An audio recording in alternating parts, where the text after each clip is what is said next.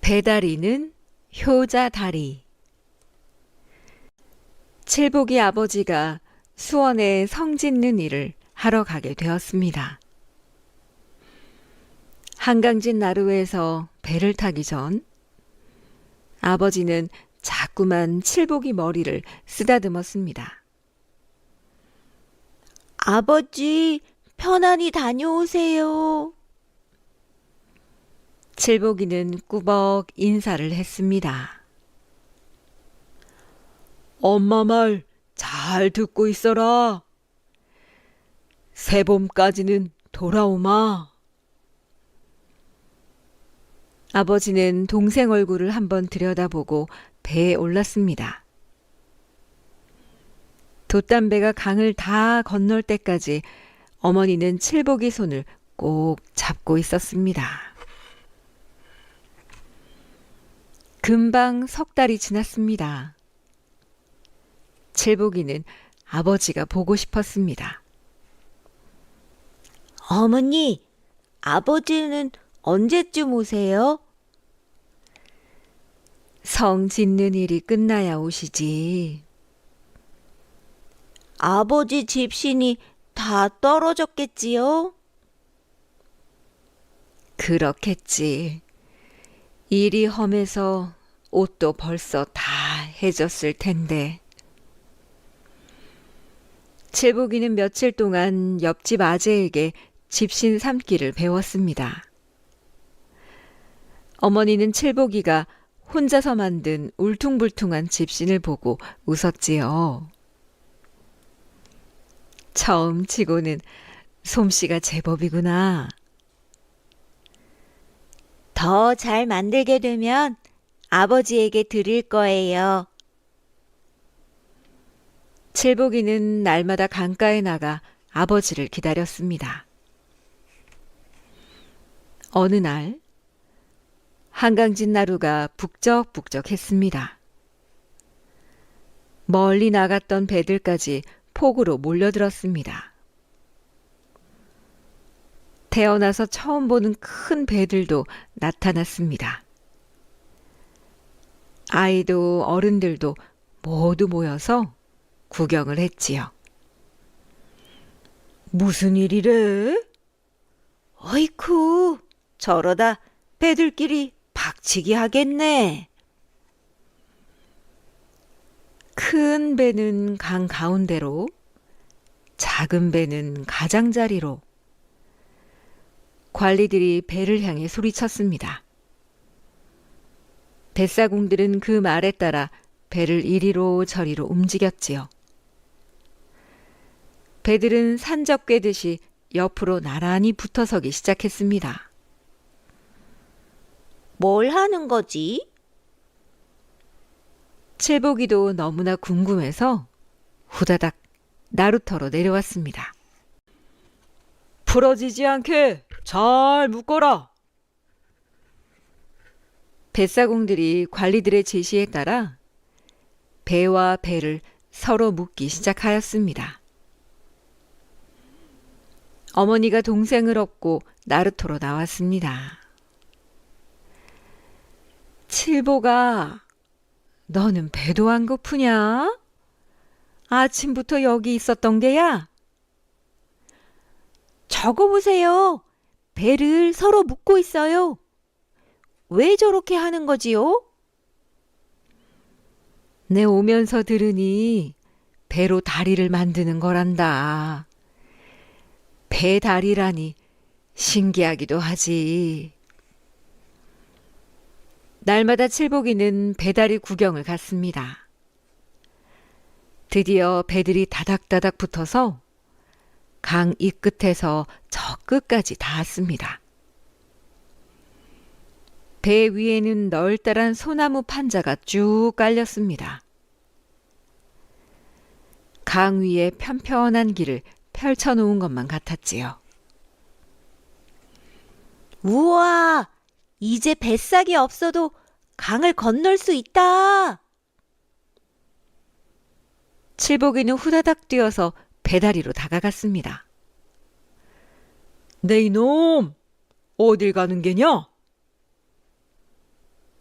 배다리를 지키던 군사가 칠복이를 붙잡았습니다. 강 건너 수원에 아버지를 만나러 가려고요. 안 된다. 아직 다리가 다 된 게 아니다. 모래와 황토를 실은 수레가 계속 배다리로 올라갔습니다. 배다리 판자 위에 모래와 황토를 펴놓으니 정말 흙길처럼 보였습니다. 칠복이도 모래를 퍼다 나르고 싶었습니다. 배다리가 다 되면 아버지 계신 수원성까지 금방 갈 수 있겠지? 이제는 배다리에 난간도 생겼습니다. 점점 멋진 다리가 되어갔지요. 배다리는 물결을 따라 출렁거렸습니다. 일꾼을 재촉하는 관리들의 소리가 요란했습니다. 빨리빨리 좀 하시오. 임금님 행차날이 얼마 남지 않았소. 마무리를 꼼꼼히 해야 합니다. 효자 임금님께서 아버지 묘소에 편히 다녀오시려면 배다리가 튼튼해야 하니까요. 드디어 배다리가 완성되었습니다. 오색 깃발이 꽂혀서 휘날리고 붉은 빛의 홍살문도 3개나 세워졌습니다. 칠복이는 그 멋진 배다리를 꼭 건너가 보고 싶었지요. 임금님은 이 다리 건너 아버지 묘에 가실 거라는데 나도 이 다리 건너서 우리 아버지 만나러 가고 싶다. 칠복이는 괜히 심술이 나서 강물에 돌멩이를 하나 던졌습니다. 퐁! 쿵쿵쿵쿵 삘릴리리 북소리 피리소리가 요란한 어느 날이었습니다. 임금님이 행차하신다. 온 동네 사람들이 강가로 몰려들었습니다. 수많은 말과 가마가 줄줄이 나타났지요. 깃발 든 병사와 너울 쓴 궁녀들도 끝없이 뒤를 이었습니다. 칠복이는 놀란 눈으로 임금님 행렬을 구경했습니다. 저 가마들 좀 봐라. 가마 안에 높으신 분들이 타고 계신단다. 칠복이 어머니도 동생을 업고 구경 나왔습니다. 엿사시오 엿. 옥수수 엿에 깨엿도 있어. 떡이요. 말랑한 떡 사시오. 구경꾼들 사이로 엿장수, 떡장수가 누비고 다녔습니다. 큰 잔칫날 같았지요. 임금님의 행렬은 한참을 이어갔습니다. 길고 긴 행렬이 꼬리를 물고 나타나 배다리를 건너 강 저편으로 갔지요. 저 많은 말과 사람이 땅에서 걷듯이 쉽게 강을 건너는구나. 배다리가 신통하네.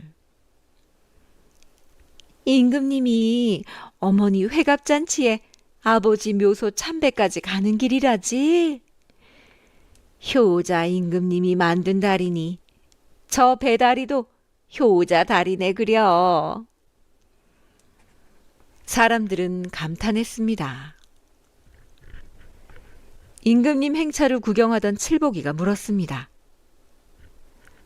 어머니, 임금님께서 가시는 곳이 어디예요?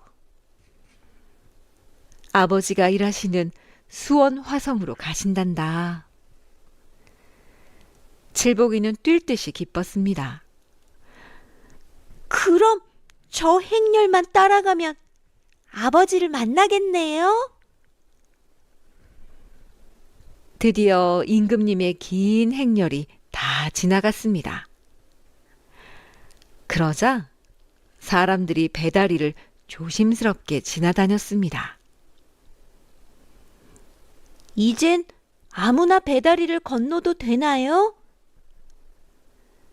칠복이가 배다리 앞에 군사에게 조심스레 물었습니다. 그래, 오늘 내일은 누구나 건너도 된단다. 칠복이는 어머니에게 달려가 소리쳤습니다. 어머니, 어머니, 배다리로 건너가도 된대요. 저도 수원에 갈래요. 칠보가 아버지 손보선 다 만들어서 내일 같이 가자꾸나. 어머니가 웃으며 말했습니다. 내일 나도 수원에 간다. 어머니랑 아버지 만나러 간다. 칠복이는 노래를 부르면서 해질녘까지 배다리를 오락가락 했습니다. 이게 누구냐? 우리 칠복이 아니냐? 배다리 중간에서 칠복이는 아버지를 만났습니다. 아버지, 아버지! 칠복이는 너무 좋아 펄쩍펄쩍 뛰었습니다. 칠복아, 애비가 오는 줄 어찌 알고 나와 있었던 게냐? 다 해진 집신을 신고 온 아버지는 칠복이 머리를 쓰다듬어 주었습니다. 어머니, 나와 보세요. 배다리로 아버지가 오셨어요. 칠복이는 집으로 달려가며 소리소리 질렀습니다. 연호랑과 새오녀. 옛날 옛적 신라 땅 동해 바닷가에 연호랑과 새오녀 부부가 살았습니다. 연호랑과 새오녀는 고기 잡고 배를 짜며 정답게 지냈습니다. 어느 날 연호랑은 불에 댄 듯 머리가 뜨거워 잠을 깼습니다. 이상한 꿈이야. 황금빛 해가 머리 위로 내려앉다니. 연호랑은 여느 때보다 일찍 집을 나섰습니다. 오늘은 당신이 좋아하는 고기를 잡아오리다. 멀리 나가지 마시고 일찍 들어오세요. 새오녀가 연호랑의 옷깃을 여며주며 말했습니다. 연호랑은 낚싯대를 들이웠지만 번번이 허탕이었지요. 좋은 꿈이라면 낚싯대를 잡고 힘자랑을 해야 마땅하잖아요. 그런데 해가 기울도록 바구니가 텅 비었습니다. 연호랑은 간밤의 꿈이 나쁜 꿈인가 싶어 마음이 편치 않았지요.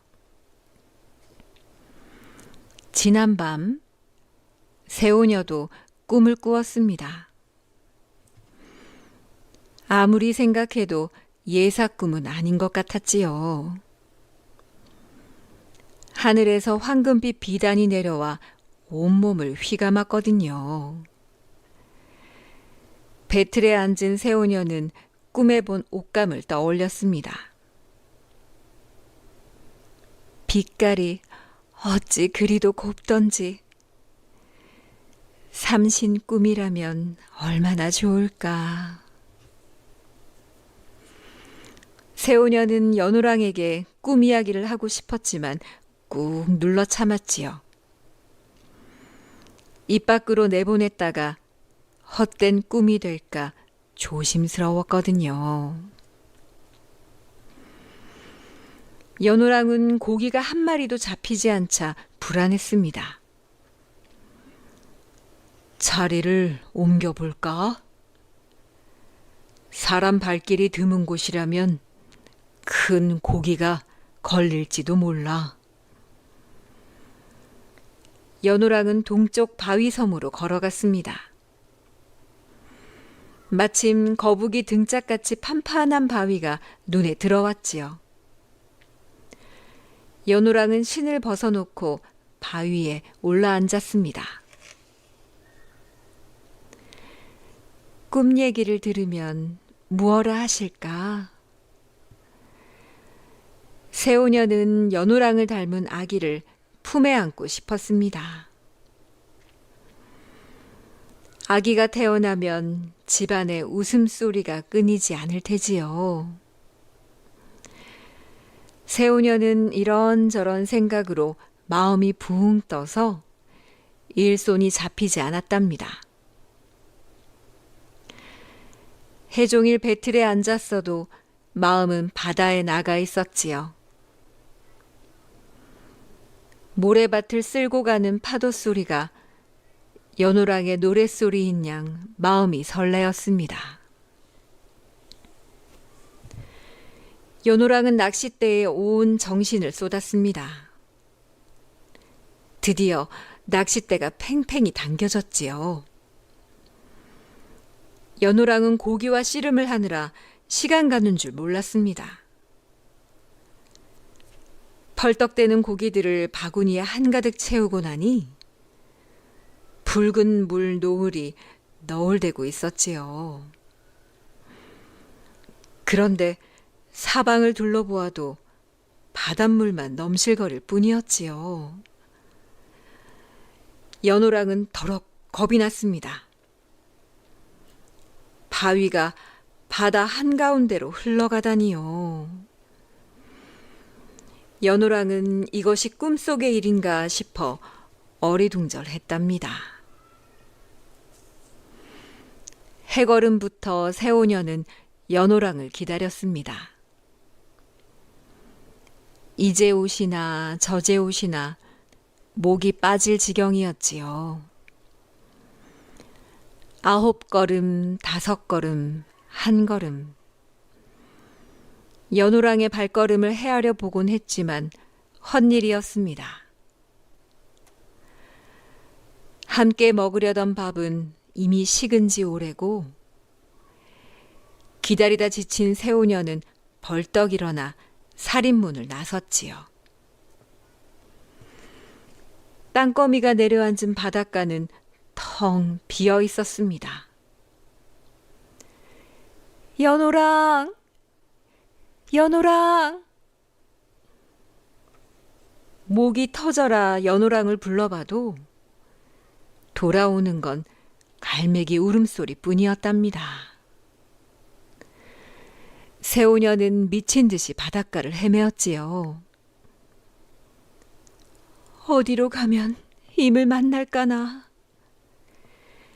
임 계신 곳 알면 어딘들 못 찾아갈까. 두리둥실 높이 솟은 저 달은 우리 임 계신 곳을 비춰나 주지. 연호랑이 탄 바위는 바람을 타고 빠르게 흘러갔습니다. 연호랑은 무엇보다 아내가 걱정되어 바위를 치며 울음을 터뜨렸지요. 가네, 가네. 나는 가네. 당신을 두고 나는 가네. 원수 같은 바람에 부부 이별이 웬 말인가. 갈매기야, 널랑은 부디 날아가서 이내 몸 떠나가도 마음만은 두고 간다 전해다오.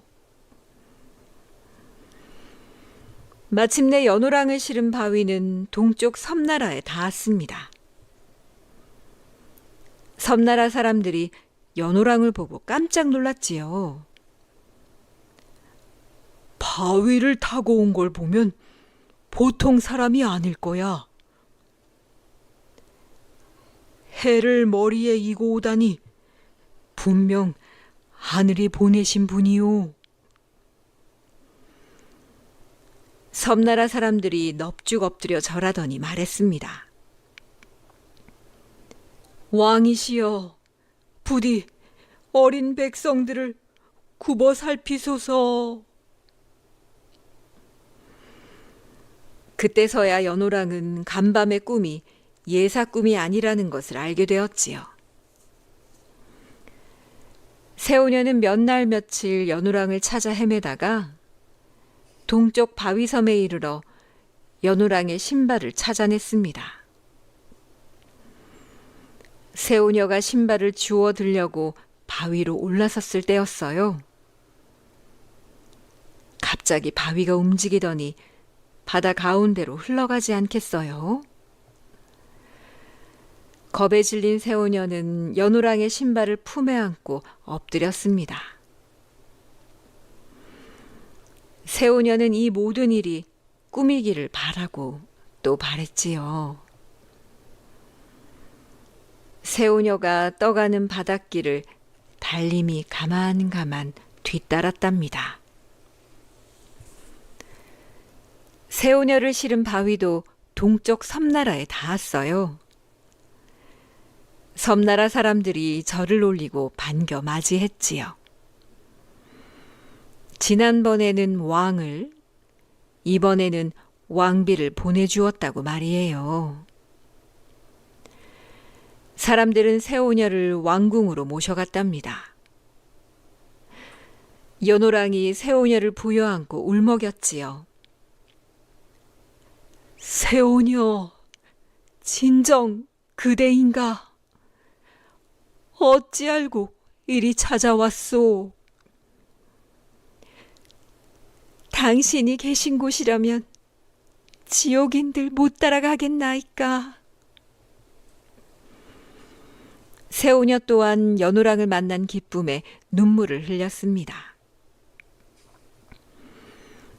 연호랑과 새우녀는 이 모든 일이 하늘의 뜻이라 여기고 섬나라 백성들에게 고기 잡는 법과 배 짜는 법을 가르치며 행복하게 살았습니다. 이때 신라에서는 큰 소동이 일어났습니다. 하늘이 먹구름에 휩싸인 듯 온 세상에 어둠이 내렸거든요.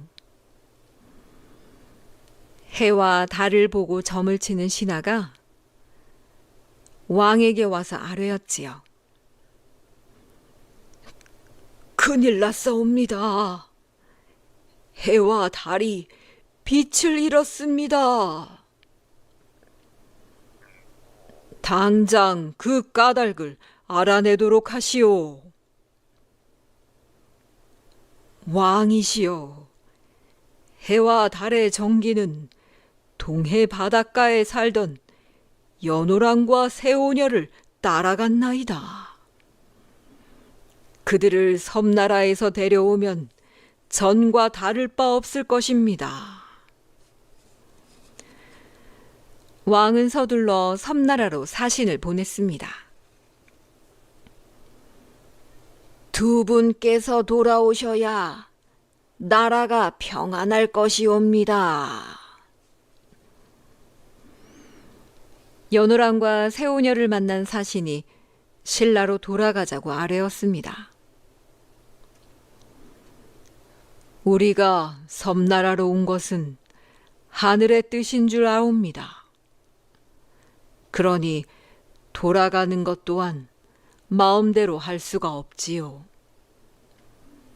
대신 왕비가 짜놓은 황금 비단이 있으니 이것을 가져다 하늘의 제사를 지내면 해와 달이 빛을 되찾을 것이요. 사신은 황금 비단을 받들고 신라로 돌아왔습니다. 왕은 사신이 전하는 대로 왕궁 제단에 황금 비단을 바치고 정성스럽게 제사를 올렸지요. 그러자 동쪽 하늘에서 떠오른 해는 더욱 붉게 타오르고 서쪽 하늘에서 떠오른 달은 더욱 밝게 빛났답니다. 이 황금 비단을 국보로 정하노니 다시는 해와 달이 빛을 잃지 않도록 엄중히 모셔라. 왕은 모든 신하들에게 단단히 일러두었습니다. 이때부터 황금 비단을 보관하는 왕궁의 곳간을 귀비고라고 하였고, 황금 비단으로 제사를 지낸 곳을 영일현이라고 했답니다. 영일현은 해를 맞이한 곳이라는 뜻이랍니다. 꽤 많은 며느리. 옛날 어느 마을에 두 형제가 살고 있었습니다. 두 형제의 집안은 조상 때는 벼슬도 하고 잘 살았지요. 그런데 자식 때에 이르러선 벼슬도 못하고 살림도 전보다 줄어들었답니다. 그래도 형네 집은 부모님에게서 물려받은 재산이 많아서 꽤 부자였답니다. 논밭도 많이 있고 하인도 있고 말이랑 소도 있었지요. 하지만 동생네는 물려받은 재산이 없어서인지 살림이 형편없었지요. 겨울이 지나고 봄이 되자 제비들도 날아와 집을 짓고 종다리도 하늘 높이 날아다녔답니다. 하지만 봄이 되면 못 사는 사람들은 더 힘들어졌답니다. 지난해 가을에 추수한 곡식이 떨어져도 보리를 벨 때까지는 먹을 게 없었기 때문이었지요. 동생네 사정도 다르지 않았답니다.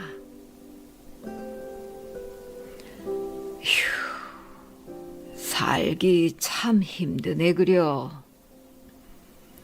수염이 석자라도 먹어야 양반이라는데, 그래도 양반이라 양반 체면은 지켜야 하고 어떻게 한담. 그래도 대갓집이라 이름이 있으니 내놓고 일을 해서 돈을 벌 수는 없는 일이었답니다. 옛날에 양반들은 손수 일을 하지 않았거든요. 힘든 일은 다 하인들이 했지요. 동생네는 다 커서 장가를 들여야 할 아들이 하나 있었습니다. 동생네외는 머리를 맞대고 의논을 했답니다. 아들 녀석이 다 커서 장가를 보내긴 해야 하는데 어떤 며느리가 좋을까? 우리 집안은 그래도 이름이 있으니 좋은 며느리를 드릴 수 있을 거예요. 힘들어도 살림을 요령 있게 해나갈 그런 며느리를 얻어야지요. 부인의 말에 동생은 맞장구를 쳤답니다. 그래야지. 내 생각엔 방을 붙일까 싶소. 우리 집안의 내력을 이야기하고 며느리를 찾는다고 하면 많은 사람들이 몰리지 않겠소. 네, 그러시지요. 어차피 없는 집, 언제라도 힘들지 않을 때가 있으랴 싶었답니다.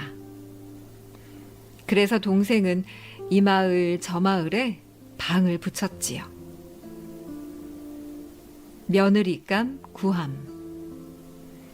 우리 집안은 조상대대로 벼슬을 한 좋은 집안임. 우리는 쌀 한 말로 한 달 동안 하인까지 5 식구를 먹여 살릴 수 있는 그런 며느리를 원함. 그런 며느리감이라면 양반이 아니라도 좋음. 방을 붙이자 돈은 있어도 양반이 아니라는 이유로 사람 대접을 제대로 못 받는 상인 집안의 딸들이 솔깃해했답니다. 저 집에 시집만 가면 양반 노릇하며 살 수 있을 텐데. 그렇지만 어떻게 쌀 한 말로 5식구가 산단 말이야? 다른 건 다 참아도 배고르며 살 자신은 없어. 난 포기할래. 아니야. 그래도 양반만 된다면 무엇이든 난 할 수 있어. 내가 그 집 며느리가 될 거야. 처녀들 가운데 한 명이 나서서 그 집을 찾아갔답니다.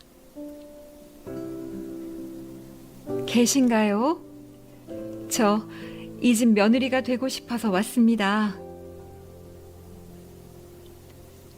그런가요? 그렇다면 진짜 며느리가 되기 전에 시험해 볼 일이 있습니다. 먼저 쌀 한 말로 한 달을 살아보는 것이요. 쌀 한 말로 반찬도 사고 밥도 하고 그렇게 살아야 하오. 처녀는 아찔해지는 느낌이 들었어요. 쌀 한 말로는 밥도 모자랄 텐데 그걸로 반찬까지 사라고? 그래도 이왕 여기까지 왔으니 해보기는 해봐야겠다 싶었지요. 쌀 한 말을 30개의 봉지에 나눠 담고 다시 셋으로 나누었더니 겨우 한 끼에 쌀 한 그릇도 채 나오지 않았답니다. 이 쌀로 어떻게 한 끼 밥을 한다지? 처녀는 하는 수 없이 그 쌀로 멀건 죽을 쑤어서 상에 올렸답니다. 몇 끼를 그렇게 죽만 먹으니 어떻게 사람이 견딜 수가 있겠어요. 아이고, 이렇게는 못 살겠는걸. 용케도 안주인이 처녀의 생각을 미리 알아채고는 말했답니다. 넌 아무래도 우리 집 며느리는 못할 성쉽구나. 저도 그렇게 생각했어요. 처녀는 기운 없는 목소리로 말한 뒤 물러났답니다. 그 처녀에게 다른 처녀들이 물었어요. 어떻게 됐어? 난 물러났단다. 허구한 날 죽만 먹고 살았더니 어지러워서 견딜 수가 없어. 그래? 그럼 이번에 내가 한번 해볼까? 다른 처녀 하나가 또 그 집에 들어갔답니다. 그 처녀는 모르겠다. 우선 먹고 보자. 하는 마음으로 하루에 한 끼는 밥을 하고 다른 2끼는 죽을 쑤었답니다. 그러니 쌀이 푹푹 줄어들 수밖에요. 그러자 그 집 안주인이 물었어요. 아직 며칠 지나지 않았는데 쌀이 절반이나 줄었으니 어떻게 할 생각이냐? 처녀는 아무 대답도 하지 못했답니다. 저런, 아무 계획도 없는 모양이구나. 그래가지고 끝까지 견딜 수 있겠니? 처녀는 고개를 흔들며 울음을 터뜨렸어요. 그 길로 처녀는 자기 집으로 돌아갔답니다. 그런 소문이 널리 퍼지자 이제는 며느리가 되겠다며 선뜻 나서는 처녀가 없었답니다. 그러던 중 한 마을에 똑똑한 처녀가 곰곰이 생각을 해보았답니다.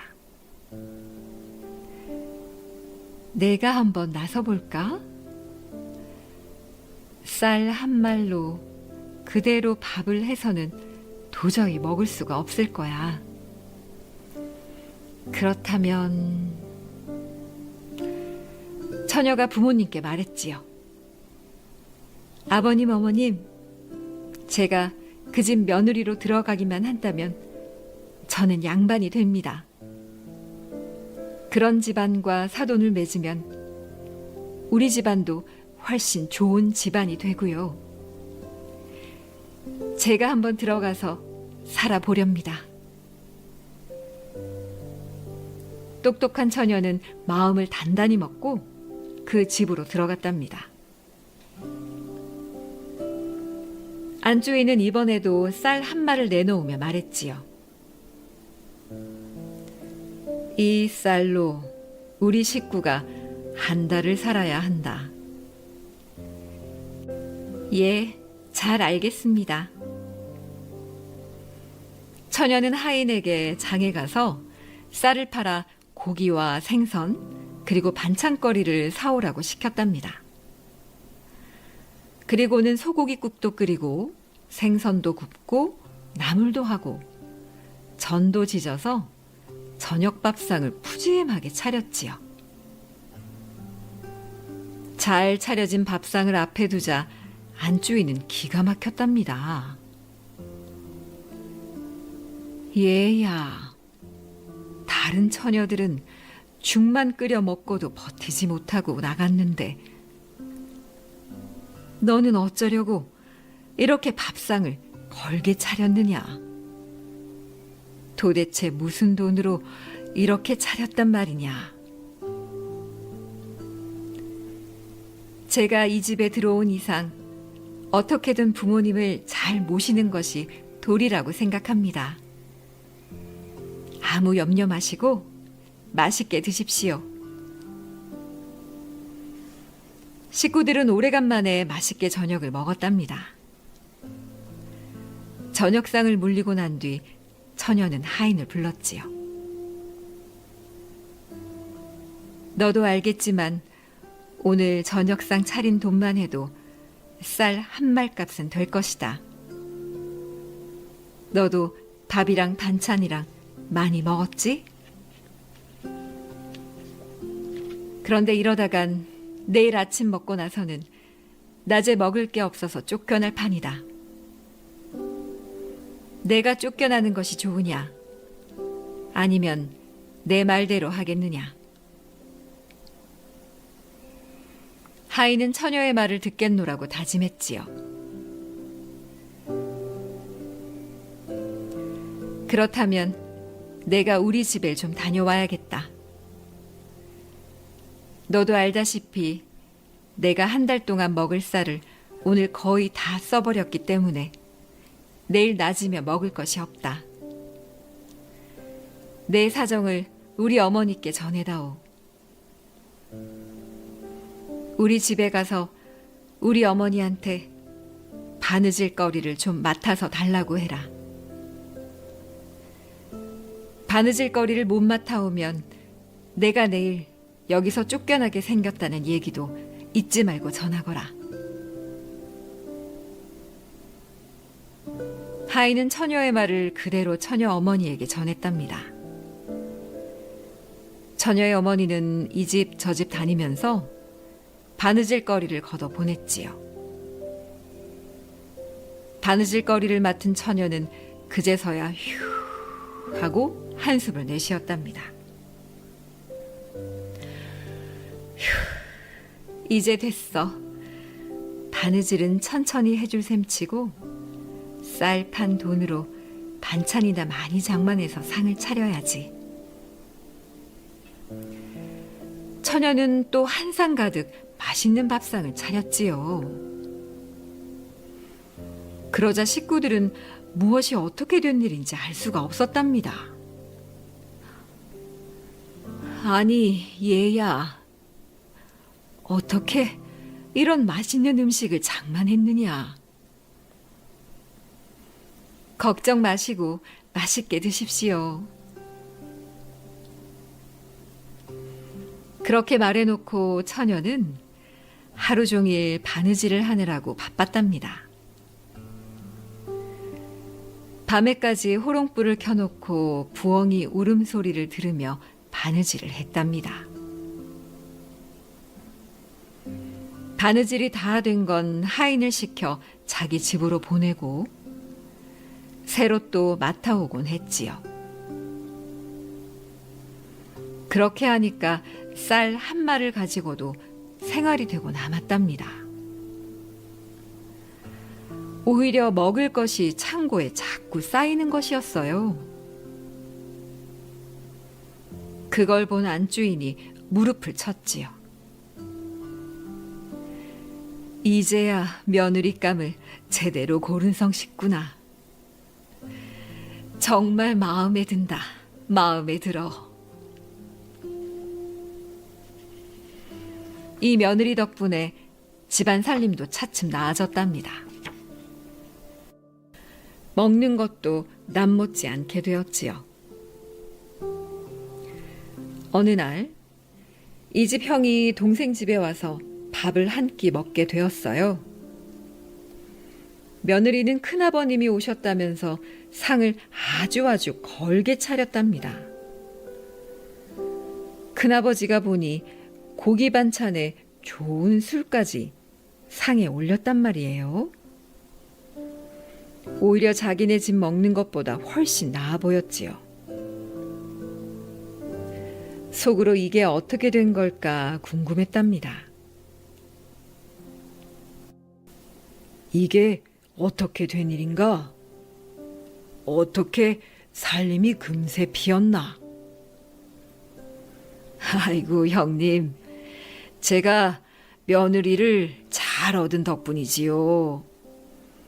우리 며느리가 바느질을 아주 잘합니다. 그래서 이웃마을 바느질 일까지 해서 돈을 모았답니다. 아우는 며느리 하나는 아주 똑소리나게 얻었구먼.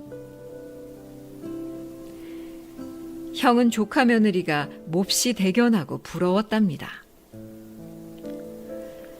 속으로 나도 저런 며느리 하나 얻으면 좋겠다라고 생각했지요. 그런데 며느리가 하루는 생각을 해봤어요. 이렇게 삭바느질을 하다가는 골병이 들고 말겠다 생각이 들었지요. 며느리는 생각에 생각을 거듭했답니다.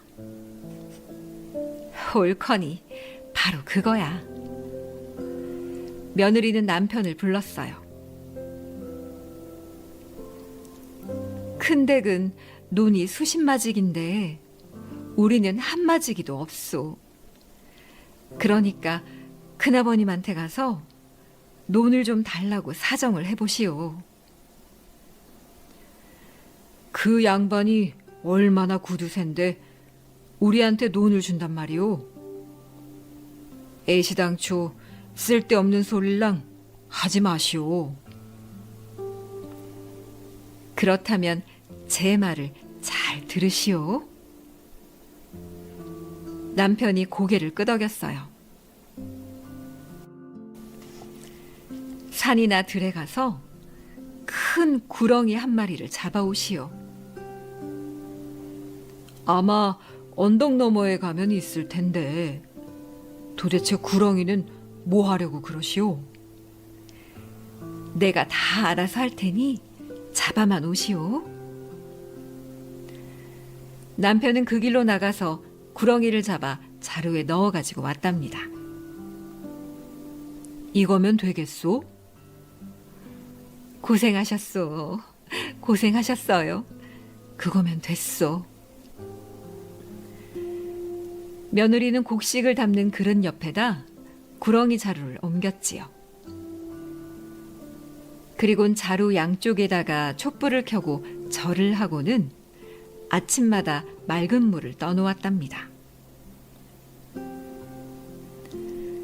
아버님 생신이 내일인데 큰댁 식구들을 오시라고 해서 밥이나 같이 먹지요.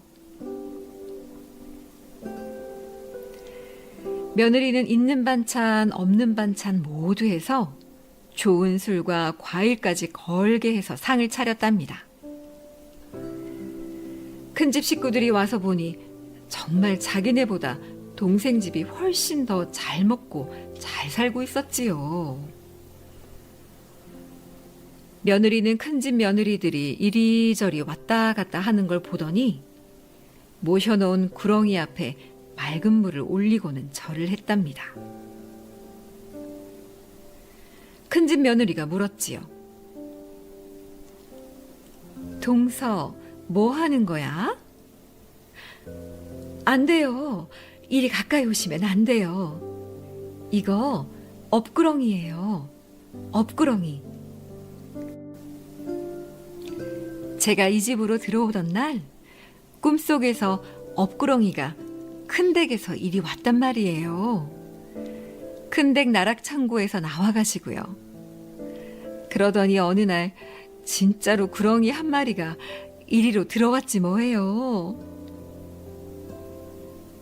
큰집 며느리가 생각해보니 정말로 자기네 업구렁이가 이리로 온 것 같았지요. 큰일 났네, 큰일 났어. 자칫 잘못하다간 우리 집이 망하겠는걸? 옛날에는 업이라고 해서 집집마다 살림을 보호하는 동물이나 사람이 있다고 믿었거든요. 특히 구렁이는 집에 복을 가져다 준다고 믿었지요.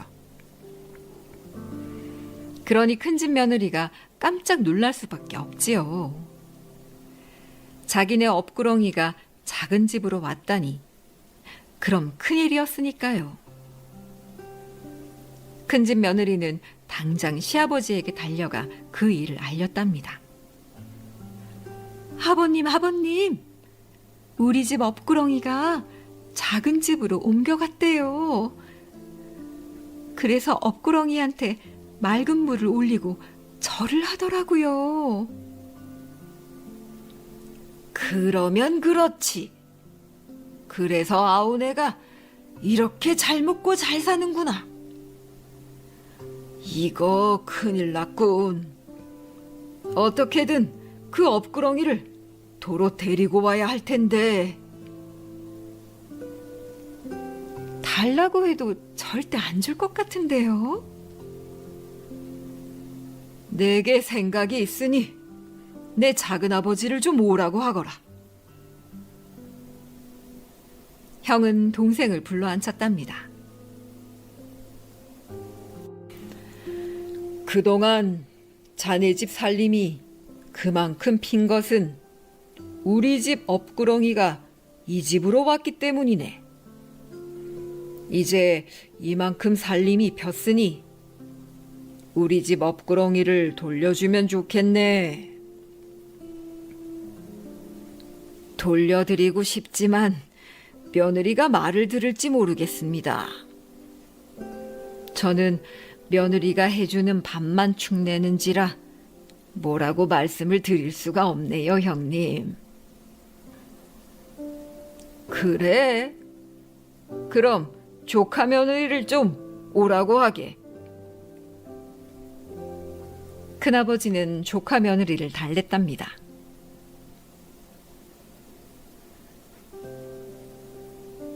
그 업구렁이는 우리 집 업구렁이다. 이제 돌려주겠느냐? 그건 안 됩니다. 한번 저희 집으로 온 업구렁이를 어떻게 돌려드리겠습니까? 큰아버지가 당황스러운 표정으로 말했지요. 그럼 이렇게 하면 어떨까? 내가 업구렁이를 돌려받는 대신 논 10 단마지기를 주마. 어떠냐? 그렇게는 못하겠습니다. 저희는 그냥 사는 게 더 좋아요. 큰댁이 못 살면 저희가 도와드리면 되잖아요. 또 저희 집이 못 살면 큰댁에서 도와주시면 되고요. 그러면 되지. 못하러 업구렁이를 이리저리 옮기고 그래요. 그건 그렇지 않다. 우리 집 먹구렁이는 우리 집에다 놓아야 하느니라. 내가 넌 30마지기를 주마. 어떠냐? 며느리는 속으로 생각을 해보았어요. 30마지기면 생활하는데 부족함이 없을 것 같았거든요. 그렇다면 큰아버님 말씀을 따라야지요. 그렇게 하세요. 30마지기와 함께 하인도 몇 명 보내주시면 좋겠습니다. 그럼 내일 밤에 업구렁이를 큰 댁으로 옮겨 놓을게요. 다음 날 밤, 촛불을 켜고는 검은 배를 깔고 업구렁이를 꺼낸 뒤 큰 댁 나락통에다 모셔다 놨답니다. 며느리는 큰아버지가 준 논문서를 가지고 집으로 왔지요. 여보, 큰아버님이 우리를 도우려고 논을 30마지기나 주셨으니 인사도 없이 그냥 넘어갈 수는 없을 것 같아요. 어머님 생신도 돌아오니까 동네 사람들 불러다가 잔치나 한번 하시지요. 동네 사람들에게 큰아버님이 논을 주셨다는 말도 하고 말이에요. 그러구려. 참 고맙소. 그래서 큰 잔치가 벌어졌답니다. 며느리가 동네 사람들이 모두 모인 자리에서 말했어요. 저희 큰아버님이 저희 식구 먹고 살라고 논을 나눠주셨답니다. 얼마나 고마운지 몰라요. 그 소리를 들은 동네 어른이 한마디 했답니다. 그거 참 잘 됐구먼. 형제간에 그렇게 사이좋게 살아야지. 그렇고 말고. 며느리는 그 논으로 농사를 열심히 지었답니다. 살림은 점점 더 불어났지요. 몇 년 지나자 논이 2배로 늘어났답니다. 그제서야 며느리는 큰아버지를 찾아갔어요. 큰아버님, 저를 용서하십시오. 살기가 너무 힘들어서 큰아버지를 잠깐 속였습니다. 어비니 뭐니 하는 것이 어디 있겠습니까? 다 제가 이 집안을 살리려고 꾸민 일이었습니다. 그러니 부디 용서해 주십시오. 그리고 그때 가져간 논 30마지기 문서 여기 가지고 왔습니다. 받아주십시오.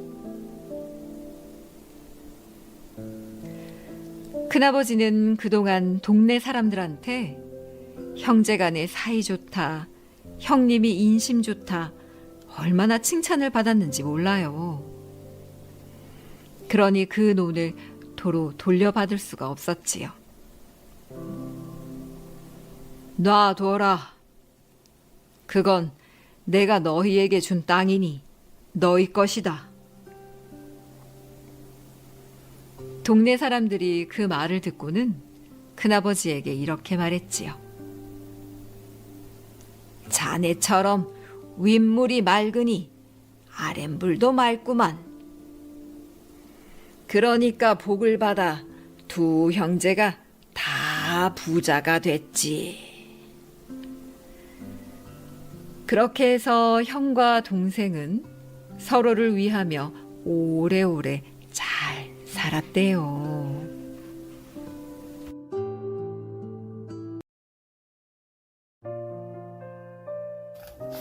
거울 바위. 옛날, 아주 먼 옛날, 금강산에는 신기한 바위가 하나 있었습니다. 어떤 바위이기에 그렇게 신기하냐고요? 이 바위에 얽힌 재미있는 이야기를 들려드릴게요. 충청도 어느 시골 마을에 봉덕이라는 총각이 살고 있었지요. 봉덕이는 여기저기 유람하는 것을 무척 좋아했답니다. 나는 금강산에 꼭 가고 말 테야. 그 중에서도 금강산에 가보는 게 소원이었지요. 먹고 살기도 힘들면서 그 멀고 먼 금강산에 가겠다니. 그럴 돈이 있으면 차라리 한 푼 두 푼 모아 장가 나가지. 사람들은 금강산에 가겠다는 봉덕이를 한심하게 생각했답니다. 하지만 봉덕이는 사람들의 말에 아랑곳하지 않고 꾸준히 돈을 모았지요. 술 마시고 싶은 것도 꾹 참고, 떡 사 먹고 싶은 것도 꾹꾹 참고, 옷 사 입고 싶은 것도 꾹꾹꾹 참으면서 말이에요. 몇 해가 지나자 푼푼히 모은 돈이 어느새 금강산 구경을 갈 만큼 모였답니다. 꿈에 그리던 금강산을 드디어 밟아보게 되는구나. 봉덕이는 너무 신이 났지요. 봉덕이는 보찜을 짊어지고 집을 나섰답니다. 한 걸음 한 걸음 나아가는 봉덕이의 발걸음은 구름 위를 걷는 것처럼 무척 가벼웠지요. 성큼성큼 오르면 어느새 산꼭대기가 내 발 아래로구나. 첨벙첨벙 건너면 큰 강, 작은 강 모두 내 발 뒤로구나. 봉덕이는 흥얼흥얼 노래를 부르며 금강산을 향해 걸었답니다. 성큼성큼 걷다가도 힘들면 쉬엄쉬엄 걷고, 앞서가는 사람이 있으면 발맘발맘 따라 걸었지요. 집을 떠난 지 여러 날이 지나고 봉덕이는 금강산 아래에 자리한 어느 자그마한 마을에 이르렀어요. 아, 이곳이 바로 금강산이로구나. 금강산을 바라보기만 해도 봉덕이는 가슴이 콩닥콩닥 뛰었답니다. 하지만 오늘은 너무 늦어 주막에서 하룻밤을 묵고 내일 아침 일찍 금강산에 오르기로 했지요. 밤이 깊자 방에는 스님 한 명이 더 묵게 되었어요. 봉덕이는 너무 피곤했던 터라 스님과 말 한마디 못 나누고 이내 잠에 골아떨어졌답니다. 그런데 다음 날 이른 새벽부터 밖이 왁자지껄했어요. 그러더니 누가 방문을 박차고 뛰어들어오는 게 아니겠어요? 봉덕이는 깜짝 놀라 잠에서 깼지요. 내 놈이 우리 주인 어른의 돈을 훔쳤지? 어서 내놔. 어떤 남자가 다짜고짜 봉덕이를 윽박질렀어요. 바로 옆방에서 묵고 있던 양반의 하인이었지요. 무슨 소리요? 나는 남의 물건을 훔친 적이 없소. 그럼 저 스님이 돈을 훔쳤다는 말이냐? 잔말 말고 어서 내 보찜이나 풀어보자. 줬소. 그런데 그만 봉덕이의 눈이 휘둥그레지고 말았어요. 아니, 이건... 보찜 속에서 돈이 우르르 떨어졌지요. 내 이럴 줄 알았다. 금방 들통날리를 잡아 때려 하다니. 봉덕이는 눈앞이 아찔했지요. 그 순간 봉덕이는 옆에서 잠을 잤던 스님이 자신의 억울함을 풀어줄 수 있을 것이라고 생각했어요. 그런데 줄곧 함께 있던 스님은 온데간데 없이 사라져버렸답니다. 하인은 봉덕이를 밧줄로 꽁꽁 묶어 마당으로 끌고 나왔지요. 마당에서 기다리고 있던 양반은 봉덕이를 힐끔 보고는 말했답니다. 감히 남의 돈에 손을 대다니. 당장 이놈을 관아로 끌고 가자. 아무 죄도 없이 관아로 끌려가게 된 봉덕이는 너무나 억울했어요. 게다가 그토록 그리던 금강산을 눈앞에 두고도 가보지 못하게 되었으니 얼마나 슬펐을까요? 관아로 끌려가던 봉덕이는 여기까지 와서 도저히 금강산을 포기할 수가 없었지요. 나중에 죄 없이 옥살이를 하더라도 말이에요. 그래서 양반에게 대뜸 말했지요. 양반나리, 저는 금강산을 보려고 먼 길을 왔습니다. 단 하루만이라도 금강산을 구경하게 해주십시오. 허허, 참 딱한 사람이군. 곧 옥에 갇힐 처지인데 금강산 타령이라니. 그런데 양반이 무언가 곰곰이 생각을 하더니 선뜻 그러라고 허락했지요. 양반은 금강산에 착하고 정직한 사람만 비춰준다는 신기한 거울 바위가 있다는 것을 알고 있었거든요. 봉덕이가 정말 범인인지 아닌지 한번 확인하고 싶었던 것이었지요. 드디어 봉덕이는 금강산에 오르게 되었어요. 물론 양반의 하인과 함께 말이에요. 금강산에 오른 봉덕이는 아주 신이 났답니다.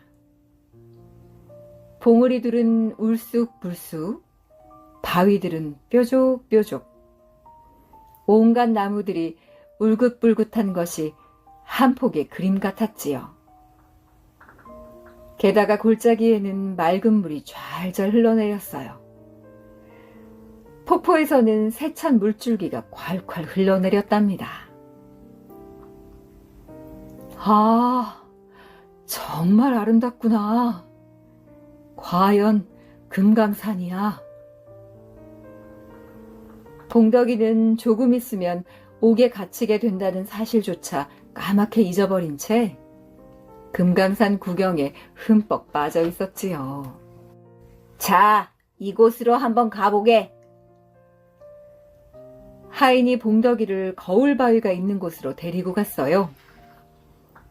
거울 바위 앞에 선 봉덕이는 그만 입이 딱 벌어지고 말았지요. 어마어마하게 큰 바위 하나가 우뚝 서 있는데 그 바위 안에서 어떤 사람이 자기를 바라보고 있었거든요. 그런데 더 이상한 것은 바위 안의 사람이 봉덕이가 눈을 끔뻑거리면 똑같이 눈을 끔뻑거리고 얼굴을 찡그리면 똑같이 얼굴을 찡그렸지요. 참 이상하네. 바위 안에 있는 사람이 나를 흉내내고 있잖아. 봉덕이는 거울 바위 앞으로 조금 더 가까이 다가가 보았어요. 그런데 이게 웬일인가요? 바위 안에 있는 사람은 틀림없이 봉덕이 자신이었답니다.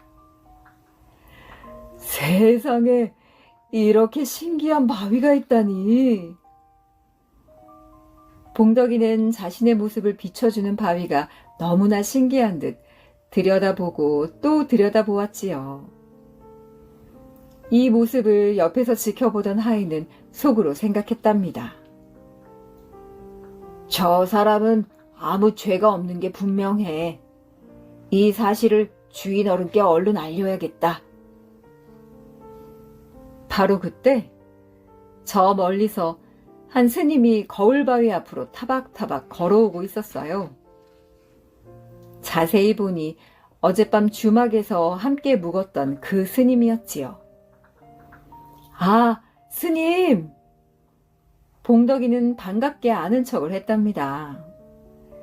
스님이 자신의 억울한 누명을 벗겨줄지도 모른다는 생각이 다시 들었거든요. 그런데 스님은 딴청을 부리며 혼잣말로 중얼거렸어요. 바위가 참 크기도 하구나. 크기만 할 뿐인가요? 거울처럼 사람의 모습도 비춰준다니까요. 한번 보세요, 스님. 봉덕이는 마냥 신기한 듯이 말했지요. 스님은 혹시나 하는 생각에 거울 바위 앞으로 다가가 보았어요. 그런데 아무리 눈을 씻고 봐도 바위에 스님의 모습은 보이지 않았지요. 나를 놀리는 거요? 어떻게 바위에 사람의 모습이 비친단 말이오? 스님이 투덜투덜 말했어요.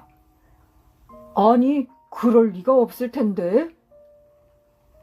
옆에서 지켜보고 있던 하인이 고개를 갸우뚱갸우뚱 하면서 스님 옆으로 다가가 보았지요. 그런데 정말 스님의 모습은 거울 바위에 비치지 않았답니다. 분명 자신의 모습도 거울 바위에 비치고 있는데 말이에요. 그 순간 하인이 밧줄을 꺼내 들었어요. 이제 나를 관하로 끌고 가려나 보군. 봉덕이는 금강산 구경을 다 했으니 자신을 관하로 끌고 갈 것이라고 생각했지요. 그런데 뜻밖에도 하인이 스님을 밧줄로 꽁꽁 묶는 게 아니겠어요?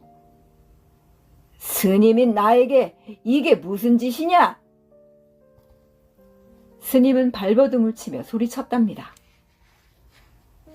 무슨 일인지 알 수 없었던 봉덕이는 두 눈을 동그랗게 뜨고 멀뚱멀뚱 바라보기만 했답니다. 내가 스님이라고? 누구를 속이려고 들어? 하인이 스님에게 호통을 쳤어요. 그러자 스님이 순간 멈칫했지요. 이 바위가 어떤 바위인 줄 아느냐? 착하고 정직한 사람만 비춰주는 거울 바위란 말이다. 그러니 검은 속마음을 가지고 있는 내가 거울 바위에 비칠 리가 없지.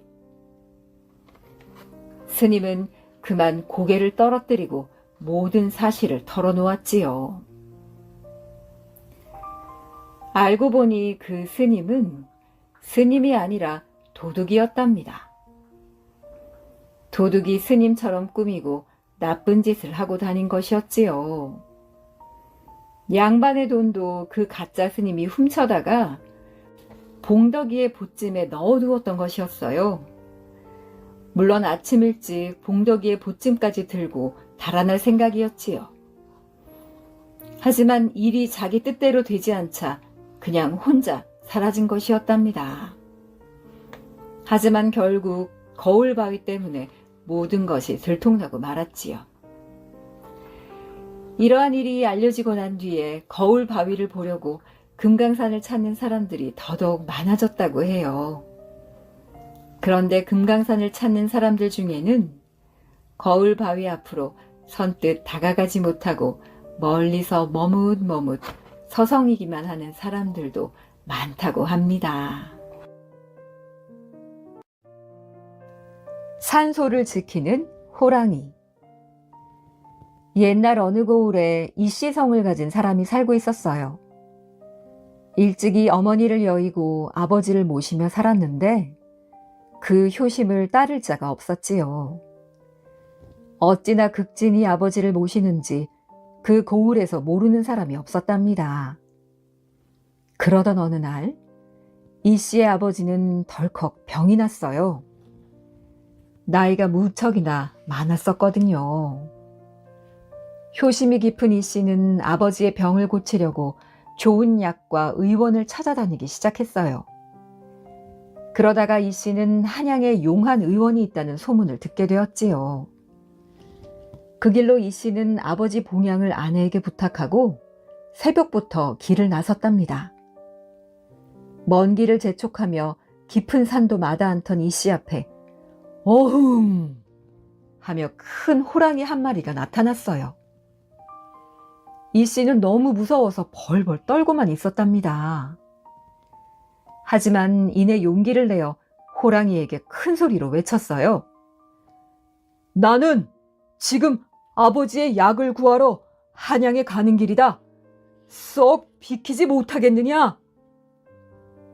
이씨의 호통을 들은 호랑이는 갑자기 엉덩이를 이씨 쪽으로 향하고 몸을 엎드렸어요.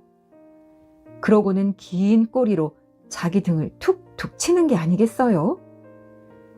호랑이의 난데없는 행동에 어리둥절해진 이 씨가 가만히 서 있자 호랑이는 다시 한번 엉덩이를 이 씨 쪽으로 들이밀었어요.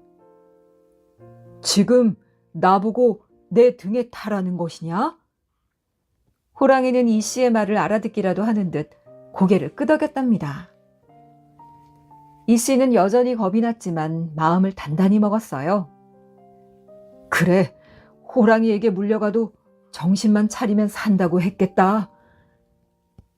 이 씨는 호랑이 등에 올라타 털을 꼭 거머쥐었답니다. 그러자 호랑이가 쏜살같이 달리기 시작했지요. 그러더니 순식간에 산등성이를 몇 개나 휙휙 넘어가지 뭐예요. 한참을 가던 호랑이는 커다란 굴 속으로 들어갔어요. 굴 속에는 몹시 아파 보이는 호랑이 한 마리가 누워 있었지요. 이 씨를 태우고 왔던 호랑이는 앞발로 누워있는 호랑이의 입 쪽을 가리켰어요. 이 씨는 겁이 났지만 슬금슬금 다가가서는 누워있는 호랑이 입속에 손을 넣어 보았어요. 그런데 호랑이의 목 안에 커다란 뼈 하나가 걸려있는 것이었지요.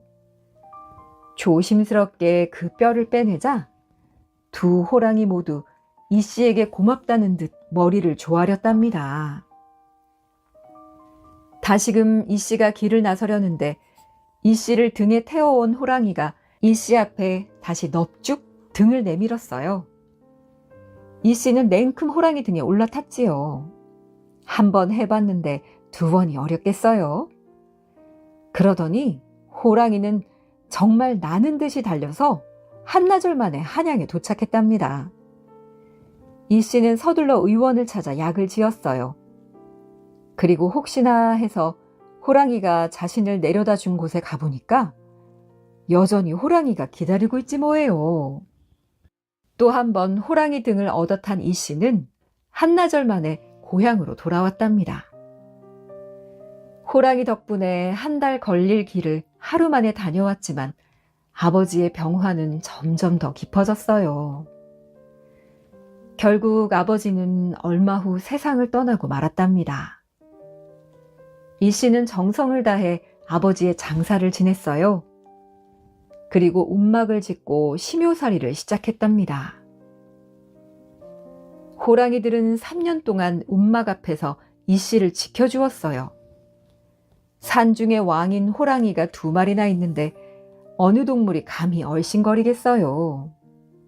멧돼지며 여우들도 움막 앞에는 얼씬도 하지 않았답니다. 호랑이들은 추운 겨울이면 제 몸으로 이 씨를 따뜻하게 감싸주었지요. 또 이 씨가 집과 움막을 오갈 때면 이 씨를 등에 태워주곤 했어요. 세월이 흘러 이 씨가 심요살이를 끝내기 전날 밤이었어요. 깜빡 잠이 들었는데 꿈에서 울부짖는 호랑이의 소리를 들었어요. 너무 놀라 움막 밖으로 나와보니 멀리서 진짜 호랑이 울음소리가 들리는 게 아니겠어요? 호랑이에게 무슨 일이 생긴 게 분명해. 이 씨는 불길한 예감이 들어 울음소리를 따라 뛰어갔지요. 달리고 또 달려가 보니 호랑이가 덫에 걸려 몸부림치고 있었어요. 게다가 사냥꾼들이 호랑이를 둘러싸고 돌과 창을 던지고 있었지요. 멈추시오! 멈추시오! 그건 내 호랑이요! 사냥꾼들은 어리둥절했어요. 웬 상복을 입은 사람이 나타나 호랑이 주인이라고 하니까 말이에요. 호랑이가 집에서 키우는 가축도 아닌데 말이지요. 예끼 이 사람, 호랑이 가죽이 탐나서 그런가 본데 정말 당신 호랑이라면 어디 한번 만져보시게나. 당신 호랑이라는 사실이 증명되면 우리가 풀어줌세. 사냥꾼 중 한 명이 말했어요. 이 씨는 호랑이에게 천천히 다가가 호랑이를 쓰다듬었답니다. 호랑이는 눈물을 흘리며 얌전히 이 씨의 손길을 받아들였지요. 그 모습을 본 사냥꾼들이 말했어요. 어이구, 세상에 참 별일이 다 있구먼. 호랑이에게 임자가 다 있을 줄이야. 이 씨가 호랑이 등에 타고 마을을 한 바퀴 돌기까지 하자 사냥꾼들은 약속대로 호랑이를 풀어주었답니다. 이 씨 덕분에 무사히 풀려난 호랑이는 친구처럼 이 씨네 집에 자주 놀러 오곤 했어요. 가끔 산짐승을 물어오기도 하고 이 씨 집에서 먹을거리를 얻어먹고 가기도 했지요. 혼자 왔느냐고요? 아니랍니다. 엄마, 아빠 호랑이, 그리고 아기 호랑이까지 온 식구가 다 같이 와서 놀다 가곤 해서 훗날 이 씨가 살던 마을은 호랑이 마을로 불리게 되었답니다.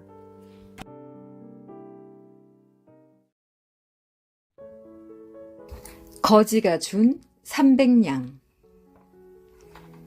옛날에 한 암행어사가 있었습니다.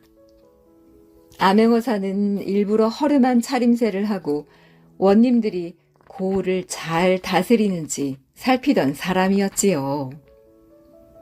어느 날, 날이 저물어 암행어사가 외딴 주막에 들었어요.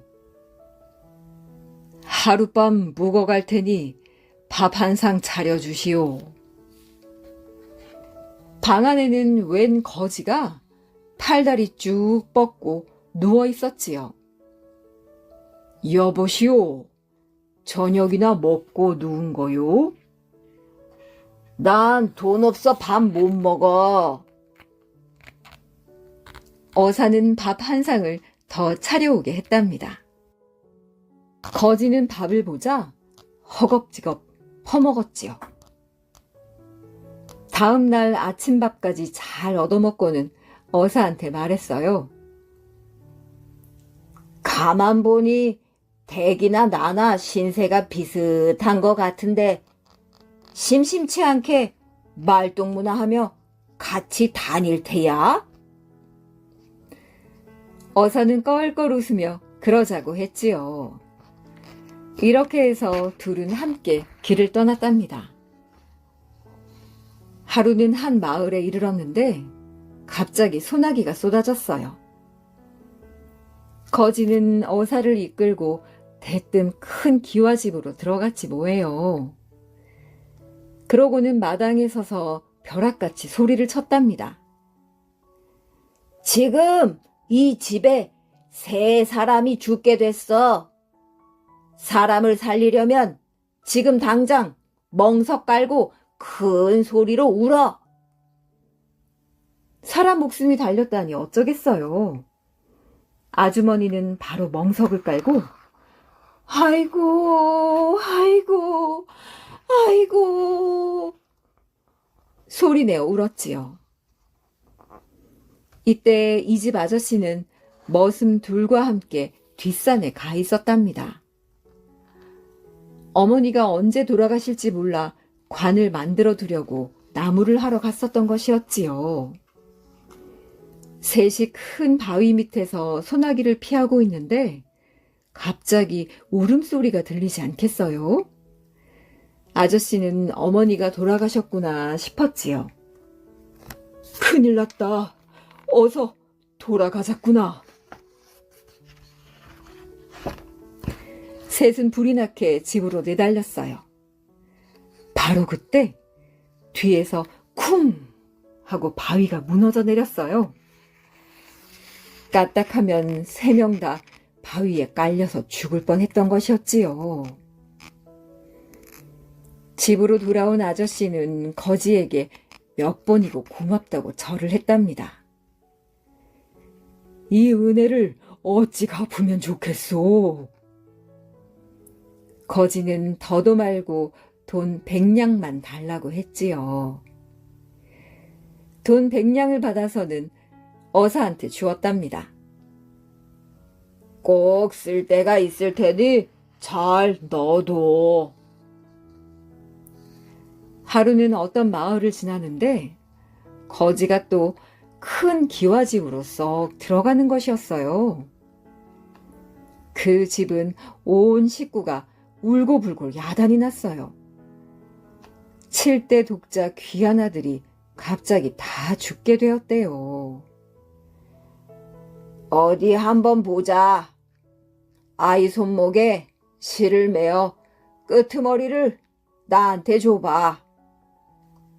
거지를 믿지 못한 아이의 아버지는 거지가 뭘 알겠나 싶어 나무 토막에다 실을 메어 주었지요.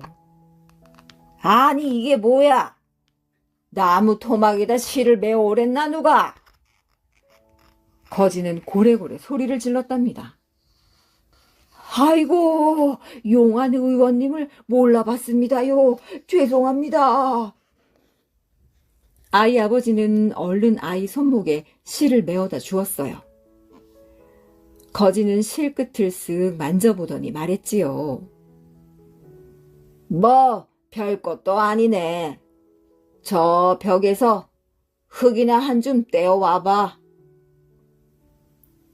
거지는 흙을 뭉쳐서 동글동글 환약을 3알 빚었어요. 약 하나를 먹이자 아이는 스르르 눈을 떴답니다. 또 하나를 먹이자 아이는 가뿐히 일어나 앉았어요. 나머지 하나를 먹이자 아이는 벌떡 나와 뛰어놀았답니다. 아이 아버지는 펄쩍 뛰며 기뻐했지요. 이 은혜를 어찌 갚으면 좋겠습니까? 고맙습니다. 고맙습니다. 거지는 또 돈 100냥만 달라고 해서는 어사에게 맡겼어요. 꼭 쓸 때가 있을 테니 잘 넣어둬. 하루는 산비탈을 지나는데 사람들이 웅성웅성 모여 있었어요. 무슨 일입니까? 어사가 묻자 한 선비가 퉁명스럽게 말했지요. 아, 여기가 명당 자리라고 해서 아버님 묘를 썼는데 자꾸만 나쁜 일이 일어나는 것이요. 그래서 묘를 다른 곳으로 옮기려고요. 그러자 거지가 소리를 버럭 질렀답니다. 헤이, 관도 없는데 옮기긴 뭘 옮겨? 무덤에 관이 없다고 하니까 난리가 났지요. 여기 관이 있으면 내 목을 베고 관이 없으면 나한테 100냥을 줘. 거지는 떡하니 내기까지 걸지 뭐해요. 선비는 화가 잔뜩 나서 무덤을 파괴했어요. 그런데 정말 무덤 안이 텅 비어있는 것이었어요.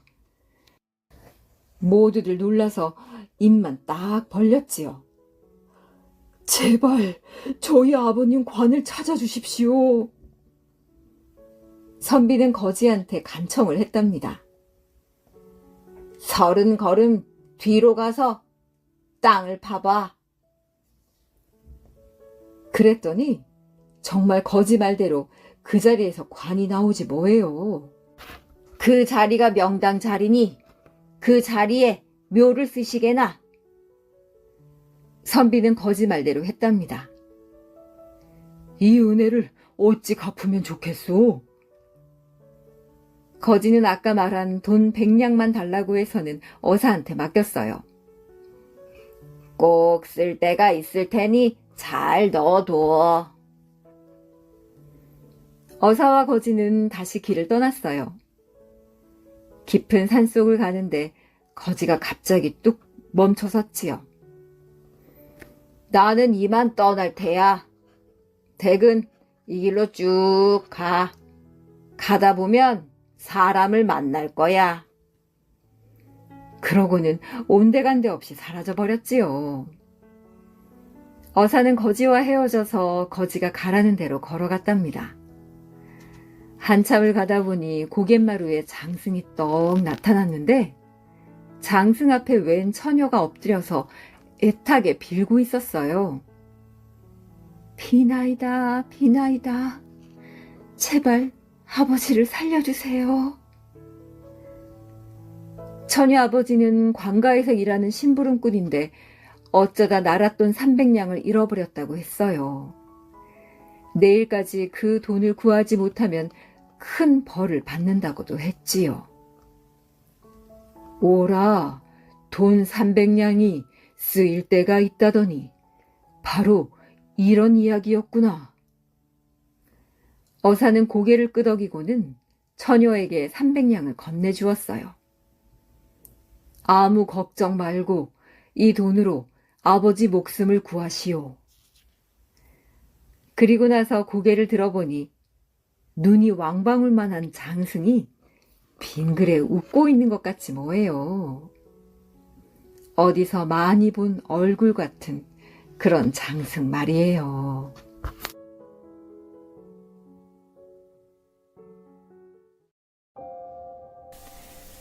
뱀마을 홍순이. 옛날, 아주 먼 옛날, 작은 마을들이 옹기종기 모여있던 때의 이야기입니다. 뱀마을 사는 홍순이, 대추마을 사는 팔년이, 메밀꽃 마을 사는 백이, 12살 된 이 3명은 모이기만 하면 장난치기에 바쁜 각 마을의 소문난 개구쟁이였답니다. 뱀마을에는 나이도 많고 모든 일에 밝은 놀 할아버지라는 분이 계셨어요. 어느 해 봄, 놀 할아버지는 돈을 좀 모았던 터라 낡은 집을 새로 짓게 되었답니다. 그 집은 대대로 물려내려온 낡은 집이었지요. 마을 사람들 사이에는 그 집에 귀신이 산다는 소문도 있었답니다. 놀 할아버지는 선조로부터 이야기를 들었던 것이 있었던 터라 집을 새로 짓기 위해서 굿을 해달라고 마을 신방에게 부탁을 했답니다. 신방은 북을 치며 사흘 동안을 꼬박 터줏대감과 성주님께 빌었지요. 아무 탈 없이 집을 새로 짓게 해달라고 말이에요. 장난꾸러기 백이, 홍순이, 팔년이는 그 이야기를 듣자마자 놀 할아버지네 대문 앞까지 찾아갔답니다.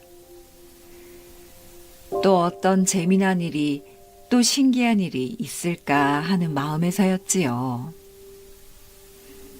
놀 할아버지는 이 세 아이들을 보자마자 이놈들, 이 장난꾸러기들, 어떤 일이 있어도 이 마을 지신님께 장난치면 안 된다. 그랬다가는 큰일 난다. 알았느냐? 그리고 너희 세 놈, 허튼 짓 하면 내 가만두지 않을 테니 그리 알거라. 하고 거듭거듭 오금을 박았답니다. 네, 알겠어요. 알았어요, 할아버지. 하면서 셋은 서로 마주보고 희죽 웃었지요. 속으로 심심하던 참에 마침 잘 되었다라고 소곤거리면서 셋은 신이 났답니다. 야, 넌 집에 가서 밧줄 가져와. 팔년아, 너는 집에 가서 칼, 지금 당장. 나는 망을 볼게. 우두머리 격인 백이가 명령을 하자 둘은 곧 가져와 대령을 했지요. 이윽고 신방의 사설도 절정에 이르고 장고, 북, 징치는 소리가 하늘에 울려 퍼졌답니다. 그러자 크고 하얀 뱀이 기다란 몸통을 구불거리며 지붕 밑에서 뒷마당 쪽으로 기어나왔지요. 장독 뒤에 숨어있던 3명의 꼬마 아이들은 눈이 휘둥그레져서 숨을 삼켰답니다. 홍순아, 밧줄로 빨리 묶어. 팔년아, 그 칼 이리 줘봐. 둘은 백이의 말에 흠칫 놀라며 당장 뱀을 잡으려고 달려들었지요. 셋은 땀을 뻘뻘 흘리며 드디어 뱀을 밧줄로 묶고 감쪽같이 껍질을 벗겨 죽여버리고 말았답니다. 아이들 셋은 흰 뱀 껍질 가죽이 너무 신기해서 몇 날 며칠을 들고 다니면서 놀았지요. 그런데 얼마 뒤 홍수는 왠지 몸이 좋지 않다면서 서둘러 집에 가버렸어요. 8년이도 갑자기 몸이 좋지 않다며 다 팽겨치고 집으로 가버렸지요. 백이는 혼자 태연하게 뱀 껍질을 들고 집으로 돌아왔는데 그때부터였어요. 홍순이가 온몸이 펄펄 끓으며 드러눕고 말았지요. 아무리 약을 써도 의사를 불러도 낫지 않았답니다. 노을 할아버지는 그 이야기를 듣고 급히 백이와 8년이를 붙잡았지요. 이놈들, 난 다 알고 있다. 대체 무슨 나쁜 짓을 했느냐? 이 벼락 맞을 놈들아! 둘은 홍순이가 알아누웠다는 걸 알고 있었기 때문에 나중에는 울면서 사실대로 다 털어놓았답니다. 뱀을 잡았다는 말을 들은 노을 할아버지는 재빨리 집으로 달려갔지요. 홍순이네 마을은 뱀마을이라고 해서 뱀을 수호신으로 모시는 마을이었기 때문에 홍순이가 천벌을 받은 것이었답니다. 그로부터 홍순이네 집에서는 아침 저녁으로 7일 동안 꼬박 굿을 했답니다. 그런 뒤 그제서야 홍순이는 겨우 열도 내리고 기력을 회복했다고 합니다. 그 뒤 노을 할아버지는 백이에게서 받은 하얀 뱀 껍질을 양지 바른 곳에 고이 묻어주었답니다. 그 이후 백이와 8년이, 홍순이, 이 3명의 개구장이도 뱀만 보면 뒤로 물러나게 되었지요. 여우와 사냥꾼. 옛날, 아주 먼 옛날, 마을과 마을 사이에 아주 험한 산이 있었답니다. 그 산을 넘어서 이웃 마을로 가자면 말을 타야 하는데 참 고생이 많았지요. 산에서 여우가 나타나 사람을 꼬인다고 하지 뭐예요. 그것도 아주 예쁜 처녀로 둔갑해서 말이에요. 처녀는 남색 고운 치마에 진홍색 저고리를 입고 검은 머리에 빨간 댕기를 들이고 손에는 바구니를 들고 나타난다는 것이었어요. 그리고 말을 탄 나그네를 보기만 하면 말에 태워달라고 조른다는 것이었지요. 그 예쁜 처녀에게 속아 넘어가 어떤 사람은 똥단지에 빠지고 또 어떤 사람은 낭떠러지에 떨어져 죽고 말았다는 이야기였답니다. 이 여우 때문에 마을 사람들은 정말 골치를 앓고 있었지요. 그 마을에 박서방이라는 사냥꾼이 살고 있었어요. 박서방은 2마리의 사냥개를 기르고 있었지요. 순하고 영리한 개들의 이름은 롱과 호라고 했답니다. 이 사냥꾼이 마을 사람들의 이야기를 듣고 이렇게 말했어요. 내가 그 여우를 단숨에 해치우겠소이다. 그 사냥꾼은 재빨리 집으로 돌아가서 2마리의 개를 불러놓고 룡과 호는 잘 들어라. 나는 지금부터 여우를 잡으러 산으로 간다. 내가 돌아올 때 등 뒤에 탄 놈은 그 누구라도 덥석 물고 그걸 놓아서는 안 된다. 알았지? 박서방은 헛간에서 단단한 널판지를 들고 나와 등에다 지고는 밧줄을 들고서 말을 타고 떠났답니다. 마을을 떠나 얼마나 갔을까요? 험한 산 구비로 들어서는데 고운 처녀와 마주쳤지요. 저 나으리, 죄송합니다. 어머니의 약을 구해서 마을로 돌아가는 길인데 날은 어두워지고 길이 험해서 어찌할 바를 모르고 있답니다. 죄송하지만 저를 태워주실 수 없을까요? 좁소. 하지만 길이 험해서 심하게 흔들릴 텐데. 예, 괜찮습니다. 당신을 꼭 잡고 타겠습니다. 그 순간이었지요. 박서방은 밧줄로 그 처녀를 자기의 몸에 빙빙 감아 묶었답니다. 아니, 지금 무얼 하십니까? 밧줄을 풀어주십시오. 박서방은 뒤도 돌아보지 않고 있는 힘을 다해 말을 몰았답니다. 해는 아직 서산에 걸려 있었거든요. 박서방은 마을을 향해 곧바로 달리고 또 달렸습니다. 여보시오, 부디 이 밧줄을 풀어주십시오. 처녀는 간절히 애원했지만 박서방은 그 말을 듣지 않았지요. 내 너를 묶은 채 마을까지 가야 한다.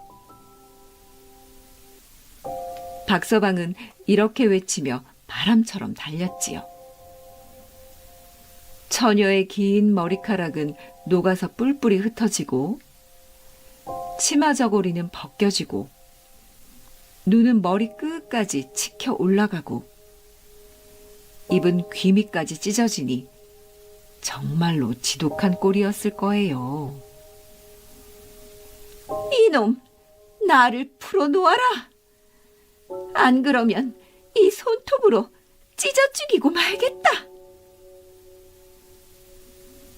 하지만 박서방은 대답도 하지 않고 오로지 말을 볼 뿐이었답니다. 여우는 온갖 악을 다 쓰면서 손톱으로 핥혔지만 박서방의 등에는 단단한 널판지가 끼워져 있어서 아무렇지도 않았지요. 그러는 동안에 마을 어귀에 다다랐습니다. 박서방은 큰 소리로 외쳤지요. 명아! 호야! 그러자 주인의 목소리를 알아들은 두 마리의 개가 번개같이 와락 달려들어 여우를 덥석 물고 놓지 않았답니다. 끝내 여우는 죽고 말았지요. 그때부터 마을 사람들은 마음 놓고 험한 산을 넘어서 이웃 마을로 갈 수 있게 되었답니다. 한라산의 멧돼지. 옛날, 아주 먼 옛날, 제주도 한라산 기슭에 고서방이라는 사냥꾼이 살고 있었습니다. 고서방은 마을에서도 이름난 사냥꾼이었지요. 고서방한테 걸리면 사슴이나 토끼, 멧돼지도 꼼짝을 못했답니다. 어느 날 고서방은 여느 때와 같이 한라산에 사냥을 하러 갔는데 초여름 바람이 산들산들 불고 나무는 푸르고 싱싱해서 상쾌한 날이었지요. 고서방은 사냥도 좋아했지만 무엇보다 한라산을 사랑했답니다. 사랑이랄까요? 한라산에 오르면 마음이 차분해지고 거룩한 기분이 되었던 것이었지요. 고서방이 언제나처럼 크게 숨을 들이마시고 천천히 사방을 둘러보는데 호숫가 나무 사이에서 웬 검은 그림자가 보였어요. 깜짝 놀라 나무에 몸을 숨기고 살펴보니 이게 웬일이에요? 고서방이 이제까지 본 적도 없는 엄청나게 큰 멧돼지가 있었지요. 멧돼지가 어슬렁어슬렁 걸어갈 때마다 땅도 울리는 것이었어요. 무의식 중에 고서방은 나무에 매달려 눈을 꼭 감았답니다. 얼마 후 살며시 눈을 떠보니 멧돼지는 꿀꺽꿀꺽 물을 마시고 있었어요. 고서방이 와들와들 떨면서 가까스로 활을 당기려고 할 때 까다닥 소리가 나길래 봤더니 어느 틈엔가 아주 큰 뱀이 슬금슬금 멧돼지 뒤를 따라가는 것이었지요. 고서방도 지금까지 그렇게 큰 뱀은 본 적이 없었답니다. 몸뚱이가 마치 커다란 나무통 같았지요. 고서방은 저도 모르게 화살을 떨구고 말았답니다. 온몸에서 힘이 빠져버린 것이었지요. 고서방이 마른 침을 꿀꺽 삼키며 슬그머니 살펴보니 어느새 큰 뱀은 멧돼지를 칭칭 감아버리고 있었지요. 입에서 빨간 혓바닥을 내밀며 지금이라도 당장 달려들어 멧돼지를 물 것만 같았답니다. 꾹꾹 멧돼지의 몸통을 죄어댔지요. 멧돼지가 지쳐 쓰러지는가 싶었는데 뱀에게 온몸이 칭칭 감긴 멧돼지가 뒤뚱뒤뚱 걸어가는 게 아니겠어요. 정말이지 고서방도 어안이 벙벙했답니다. 슬그머니 뒤따라가 보니 멧돼지는 글쎄 산 꼭대기까지 올라갔지요. 뱀에게 몸통을 칭칭 감긴 채 커다란 멧돼지가 쿵쿵 한 걸음 두 걸음 내디딜 때마다 나무는 세차게 설레이고 땅은 쿵쿵 요란스레 진동을 했답니다. 고서방이 간신히 쫓아가 보니 멧돼지는 큰 나무에 쓱쓱 몸을 비벼대고 있었답니다. 그러자 큰 뱀은 목이 비틀어지는 소리를 내며 더욱더 꽁꽁 멧돼지를 조였지요. 하지만 멧돼지는 꿈쩍도 하지 않았답니다. 멧돼지가 계속해서 나무에 몸을 비벼대자 피 소리가 나며 결국 큰 뱀은 산산조각이 나버렸답니다. 고서방이 깜짝 놀라 뒤로 나자빠져 버렸는데 멧돼지는 아무 일도 없었다는 듯 어슬렁어슬렁 한라산 깊숙이 들어가 버렸지요. 장수산. 옛날 아주 먼 옛날 조선에는 장수를 낳는 산이 있었답니다. 하지만 아무도 그 산에 가본 사람은 없었지요. 바로 그때 어느 곳에 한 부인네가 살았는데 옷같이 고운 사내 아이를 낳았답니다. 그 아이는 남달리 아주 눈동자가 맑고 전기가 철철 흘러넘쳤지요. 그런데 그 애가 3살 되었을 때 호련히 어디론가 사라져 버렸답니다. 어머니는 미친 듯이 아이를 찾아 헤맸지만 간 곳을 끝내 알 길이 없었지요. 그런데 그 아이는 장수산에 간 것이었답니다. 그 후 여러 해 산에서 살면서 씩씩한 장수가 되어 돌아왔답니다. 그의 겨드랑이에는 멋진 날개가 달려 있었다고 해요. 장수는 고운 처녀와 결혼을 했고 새댁은 아기를 가졌는데 얼마 뒤 싸움터에 나가게 되자 그 장수는 부인에게 이렇게 말했지요. 내가 싸움터에 나가 있을 동안 아이가 태어나면 내 말을 잘 들으시오. 아들이면 고이고이 키우고 딸이면 목숨을 끊어 없애버려야 하오. 알겠소? 만일 딸이라면 절대로 살려두어서는 아니 돼요. 이렇게 말을 남기고 장수는 길을 떠났답니다. 부인은 10달 열흘 만에 아기를 낳았어요. 꽃같이 어여쁜 딸이었지요. 부인은 딸이 너무도 사랑스러워 남편이 남긴 말을 어기고 그 딸을 고이고이 키웠답니다. 세월은 흘러 딸은 아리따운 처녀로 성장을 했고 멋진 사내와 결혼했지요. 그 사내가 어느 날 싸움터로 나가겠다고 했지요. 딸은 걱정이 된 나머지 뒤를 따라 나섰는데 어디선가 칼 부딪히는 소리가 들렸답니다. 나무 그늘에서 몰래 엿보니 남편과 날개 달린 장수가 있었지요. 남편과 싸우고 있는 장수는 큰 날개를 펼쳐 하늘을 유유히 나는데 남편이 아무리 날쌔게 장수의 목을 쳐도 그 목은 하늘에 날아올랐다가 다시 곧 몸에 붙곤 하였답니다. 마침내 딸의 남편은 기진맥진해버렸고 딸은 급히 집으로 와 잿불을 치마폭에 숨겨 가지고 왔지요. 힘을 차린 남편이 다시 한번 장수의 목을 쳤을 때 딸은 치마폭에 숨겨왔던 그 잿불을 장수의 목을 향해 힘껏 뿌렸답니다. 장수의 목은 하늘로 날아올랐다가 다시 몸에 붙으려고 했지만 잿불이 튀어 붙지 못하고 그만 그대로 땅바닥에 떨어지고 말았지요.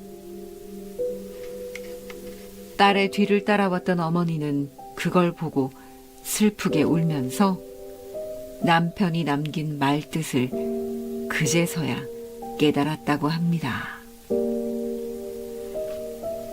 그로부터 세월은 흐르고 흘러 어떻게 알아냈는지 외놈이 이 장수를 낳은 산을 찾아내 그 산줄기를 갈기갈기 칼로 끊어놨답니다.